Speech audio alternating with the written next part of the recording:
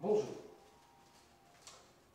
je voudrais vous parler des injections de rides, ou plus généralement des techniques de comblement pour le vieillissement du visage. Plusieurs idées fausses sont d'abord à dénoncer. La première, il ne faut pas croire que les injections introduisent un corps étranger sous la peau, dans la peau ou au niveau du plan musculaire. La substance utilisée aujourd'hui est l'acide hyaluronique. Et l'acide hyaluronique est la copie parfaite de la molécule qui constitue 90% de la peau humaine. Si bien que les réactions allergiques à ce produit, en pratique, n'existent pas. Il n'y a donc aucune toxicité de ce produit, de ces injections, qui, bien sûr, comportent plusieurs marques en France, et selon les marques, à des prix variables. La qualité du produit est différente, en particulier sa longévité. Il faut savoir qu'aujourd'hui, les meilleurs produits de comblement peuvent durer jusqu'à 2 ans au niveau du visage. La deuxième idée totalement fausse relève de la caricature. Souvent, les gens ont peur d'être figés ou d'avoir une bouche de mérou ou des pommettes énormes, etc. En réalité, ce risque n'existe pas.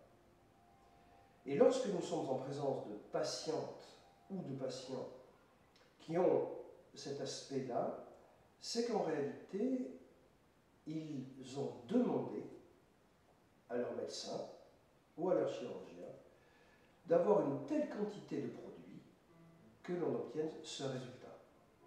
Ça paraît fou, mais c'est comme ça. Il n'y a pas de risque d'être gonflé, d'être difforme a fortiori, ou d'avoir une bouche déformée, trop grosse.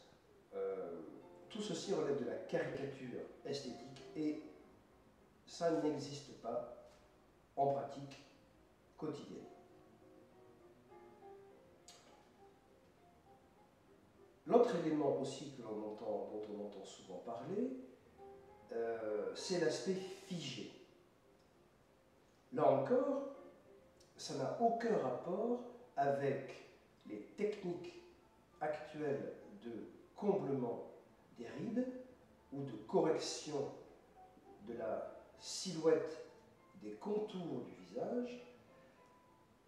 Cela correspond à deux choses. Soit il s'agit de l'utilisation excessive de Botox qui ne peuvent se faire qu'au niveau de la partie supérieure du visage, en particulier les rides horizontales du front, les rides dites du lion et les rides de la patte doigt. Mais même dans le cas du Botox, qui est un produit merveilleux, aujourd'hui, l'on connaît parfaitement les doses nécessaires, suffisantes pour corriger la partie supérieure du visage, et ce risque d'être figé, là encore, n'existe pas, sauf si la patiente ou le patient le demande.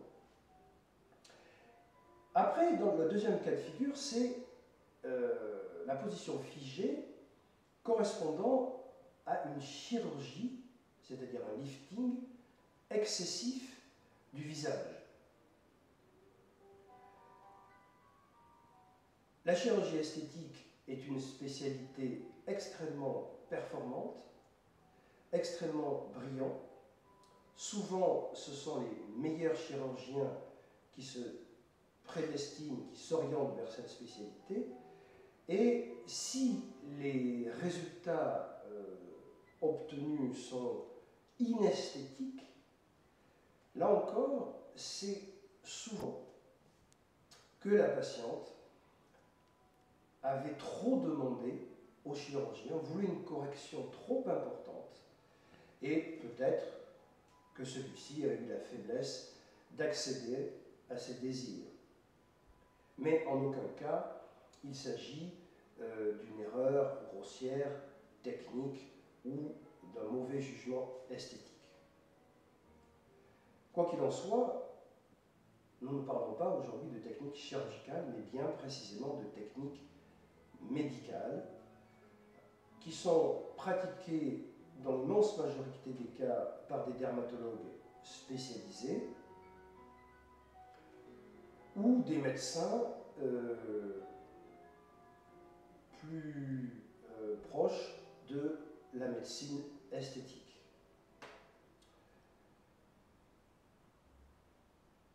En réalité, ce qu'il faut savoir avant de faire un tel traitement sur son visage, c'est de connaître finalement quel est le risque principal. Et j'allais dire presque le seul risque des injections de rides ou de la correction des signes du vieillissement du visage. Ce risque, c'est la déception, tout simplement. Le patient attend un résultat, espère un résultat, investit une somme d'argent plus ou moins élevée, il est en droit d'avoir un minimum de résultats. Et précisément, le risque dans ces techniques, c'est la déception. Alors, d'où peut venir la déception? En premier cas, elle vient du fait que le traitement aura été mal fait, c'est-à-dire par un praticien qui n'est pas suffisamment expérimenté, dont le sens de l'esthétique peut ne pas être suffisamment développé, ou qui n'aura pas utilisé un panel de produits suffisant, car même si la base reste l'acide hyaluronique, il faut savoir que selon ce que l'on veut traiter, la partie du visage que l'on veut traiter, on va utiliser des acides hyaluroniques très différents dans leur capacité de volume, dans leur finesse, dans leur capacité à se mélanger au tissu naturel. Mais ceci suppose que le praticien ait un panel d'acide hyaluronique suffisant, c'est-à-dire un praticien qui réalise suffisamment d'actes esthétiques de ce genre. La deuxième cause possible de déception vient de la non-explication du praticien au patient sur l'acte qui est réalisé. D'abord, le conseil du médecin, du chirurgien qui réalise ces actes est absolument essentiel, c'est-à-dire son expertise professionnelle et esthétique. Savoir identifier sur le visage d'un patient ou d'une patiente ce qu'il faut en premier lieu améliorer, corriger, pour restituer l'aspect de ce visage d'il y a 5 ans, 10 ans, voire plus. Donc, identifier les besoins esthétiques du visage par le praticien, les expliquer au patient et que le patient les voit de manière claire et précise, c'est fondamental. Vous avez des patients qui viennent alors que, à l'évidence, ils sont extrêmement creusés, par exemple au niveau des cernes, où ils ont le visage qui tombe, et ils viennent vous voir parce qu'ils voient bien qu'il y a quelque chose qui ne va pas, mais ils disent « moi je ne vois que ma petite ride autour de la bouche ». Il est capital que le praticien puisse expliquer qu'en réalité, si on s'attarde à ce détail, ça va coûter de l'énergie, de l'argent au patient, et il sera déçu parce que personne ne verra la différence, sauf lui, lorsqu'il utilise chez lui un miroir grossissant ou une loupe, et donc au travers d'une vision déformée, donc fausse de la réalité, une perception irréelle de son visage.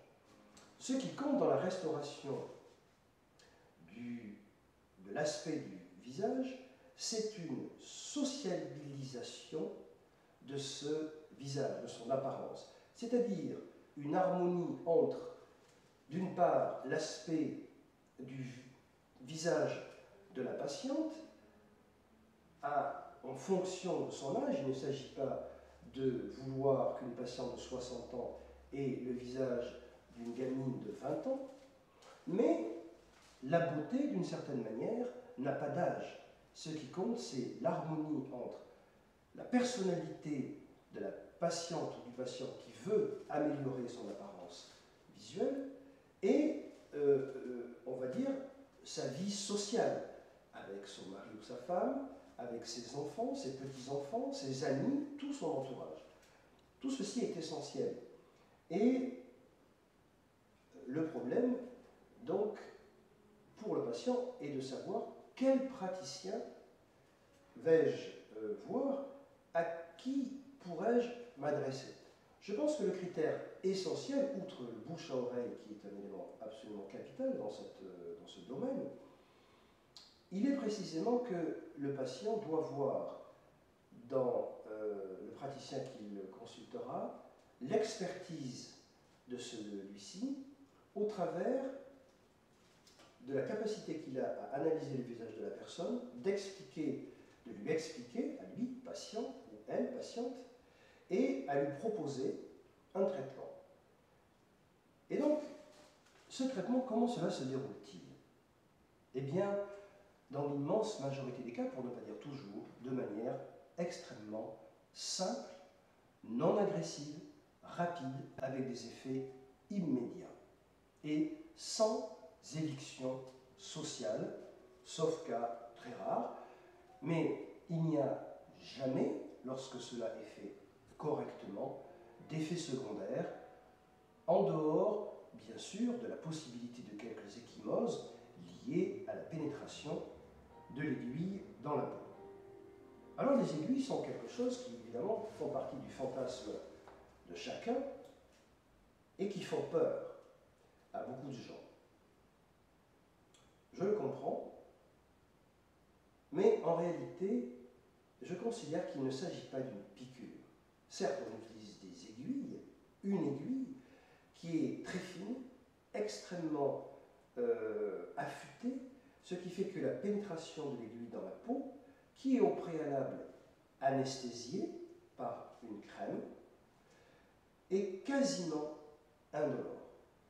Et il ne s'agit pas de piquer de manière répétée comme on piquerait dans un gâteau ou un fromage, mais on introduit le produit de manière harmonieuse et ça prend forme, une sculpture se fait immédiate et ce travail se fait à la carte, qui plus est. À la carte, ça veut dire que soit au préalable, on explique au patient qu'on peut obtenir une bonne amélioration, une très bonne amélioration ou la meilleure possible.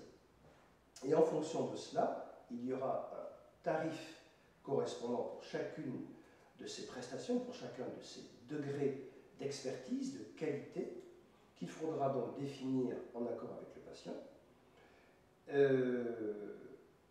Et ainsi, les choses se déroulent de manière fluide, sans douleur, avec toujours une appréhension, c'est normal et c'est même souhaitable, parce qu'enfin, il n'est pas rien de vouloir améliorer son visage, mais cela doit se faire en toute sérénité, toute confiance, et surtout aboutir à du bonheur.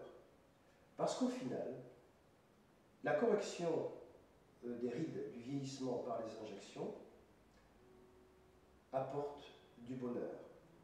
Et d'une certaine manière, je dirais que rajeunir de 10 ans, c'est vivre 10 ans de plus.